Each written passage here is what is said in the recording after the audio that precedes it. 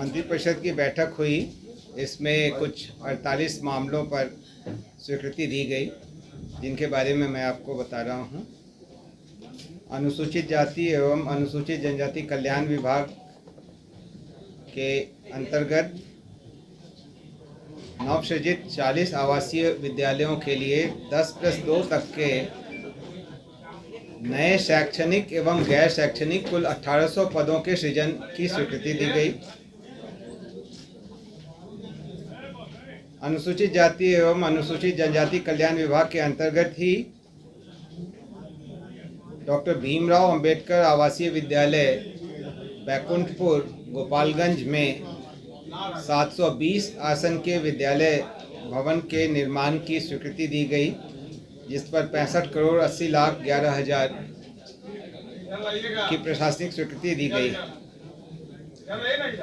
कला संस्कृति एवं युवा विभाग के अंतर्गत 2 नए प्रशाखाओं के सृजन की स्वीकृति दी गई। कृषि विभाग के अंतर्गत 47 पद, सर नंबर के साथ बताया जाए तो सुविधा होगी सर। क्रमांक 4 कृषि विभाग के अंतर्गत भूमि संरक्षण निदेशालय के अंतर्गत 47 पद ऐसे थे जिनके बदले में दूसरे पदों का सृजन हो चुका है और काम चल रहा है, इसलिए इन 47 पदों के प्रत्यर्पण की स्वीकृति दी गई, इसको सरेंडर किया गया।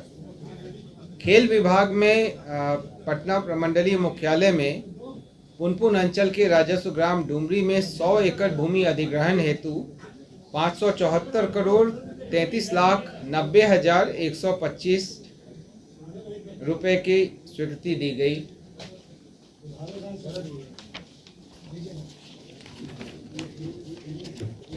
पथ निर्माण विभाग के अंतर्गत पटना में गंगा नदी के किनारे जेपी गंगा पथ के निर्माण कार्य हेतु भू अर्जन, यूटिलिटी शिफ्टिंग इत्यादि को मिलाकर के कुल 4,119 करोड़ 6 लाख रुपए की तृतीय पुनरीक्षित प्रशासनिक स्वीकृति प्रदान की गई।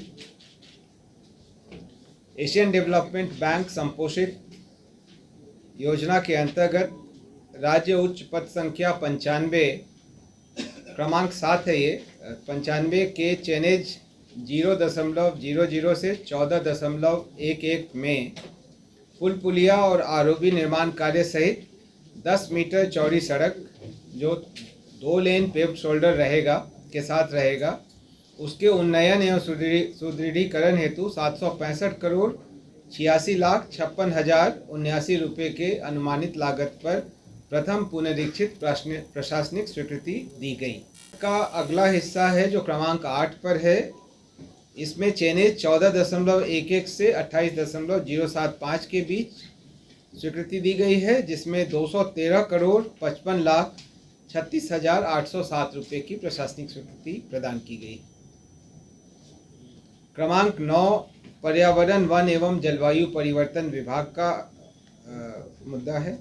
इसमें MSTC metal scrap trade corporation limited को उन्होंने विभाग में जितने ई अपशिष्ट हैं, विद्युत और इलेक्ट्रॉनिक उपकरण के जो पुराने हो जाते हैं, तो उनके जो ई अपशिष्ट हैं उनकी बिक्री के लिए ई नीलामी प्रक्रिया के लिए नामांकन के आधार पर विक्रय अभिकर्ता के रूप में प्राधिकृत किया। इस पर मंत्रिपरिषद द्वारा स्वीकृति दी गई।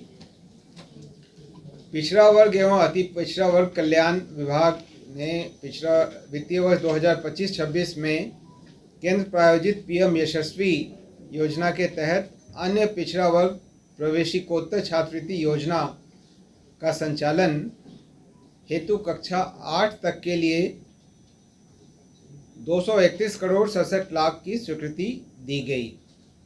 क्रमांक 11 पर पिछड़ा वर्ग एवं अति पिछड़ा वर्ग कल्याण विभाग का ही उसी योजना के अंतर्गत ये कक्षा 9 एवं 10 में अध्ययनरत छात्र छात्राओं के छात्रवृत्ति हेतु स्वीकृति दी गई।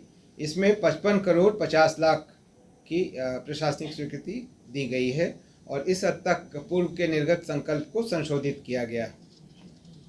पिछड़ा वर्ग एवं अति पिछड़ा वर्ग कल्याण विभाग का ही 12 नंबर पर जो उनका स्वीकृत हुआ है, उसमें 520 आसन वाले अन्य पिछड़ा वर्ग कन्या आवासीय प्लस 2 उच्च विद्यालय महुआर बिहटा के भवन निर्माण हेतु 58,07,20,000 की स्वीकृति दी गई। क्रमांक 13 पिछड़ा वर्ग एवं अति पिछड़ा वर्ग कल्याण विभाग का ही है, जहां सारण जिला अंतर्गत 520 आसन वाले अन्य पिछड़ा वर्ग कन्या आवासीय प्लस 2 उच्च विद्यालय के भवन निर्माण हेतु पूर्व द्वारा में दी गई स्वीकृति को रद्द करते हुए नए सिरे से प्राप्त तकनीकी अनुमोदित प्राकलन 61,20,34,000 रुपये की प्रशासनिक स्वीकृति दी गई।